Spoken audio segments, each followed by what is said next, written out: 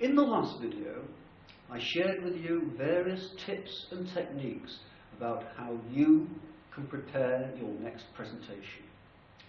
In this video, we're going to move on to the essential second stage, delivery of your presentation. You may think that's the easy part. After all, you've spent hours, or even days or weeks, researching and preparing the content. You think you know everything you want to say.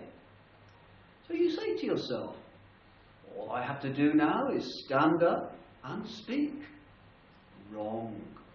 You can actually waste all of that preparation time and effort if you do not deliver effectively. If you don't use your vocals, your visuals and your verbals in the best way possible.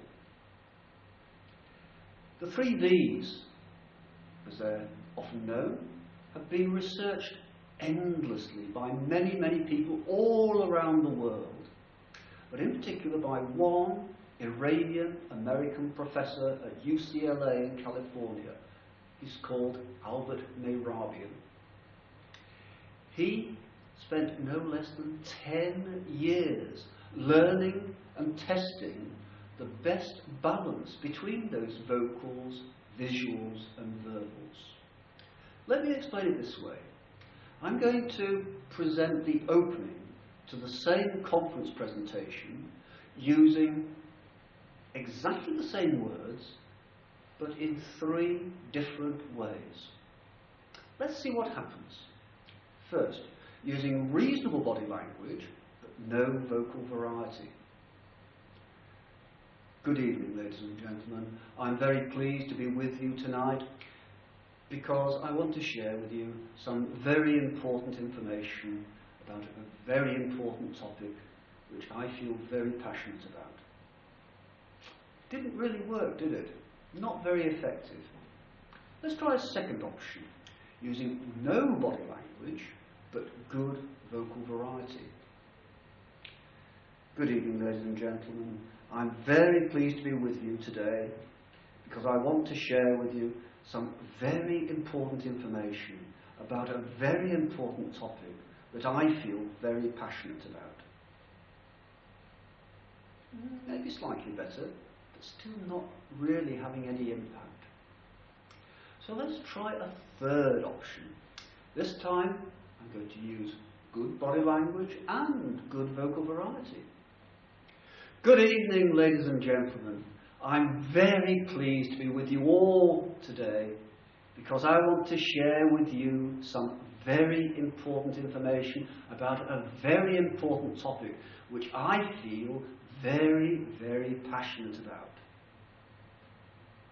I think that was better, wasn't it? Likely to have far more impact on any audience. So how does this tie into Mehrabian's research? Well, he concluded that good and effective presentation were based on a 55-38-7 rule, ironically resulting in some of the most misquoted research in history. He intended that all trainers and presenters would regard their presentations as being judged in this way. 55% based on the visuals, the facial expressions, the body language, the gestures, the smile, and perhaps the visual aids. 38% would be on the vocals, the vocal variety, how the volume, the pace, the pitch were used, and occasionally the pause. And 7% based on the verbals, that is, the words used, the correctness of pronunciation and grammar, and the content generally. But importantly, when congruent or compatible. That is, as in my third demonstration, where all the 3 elements were synchronized. Unfortunately, many people have interpreted this research as meaning that It doesn't matter what words you use, what content you use in your presentation, because it's only worth 7% of the overall message. So that would mean I could talk absolute rubbish, and providing I use good visuals and good vocals, that would be no problem.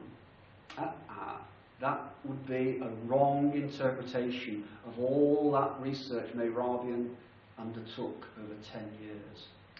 What Mehrabian intended was that you would combine all the three elements in a synchronized way. But this doesn't mean that you shouldn't spend time on the content. You shouldn't spend time researching what you want to say and preparing the words and the phrases and the content itself in a very effective way. But then you should undertake that key 3 P's principle of communication skills, which is practice, practice, and practice. Firstly, practice your vocals. Practice the vocal variety, the volume, the pace, the pitch, and occasionally the pause.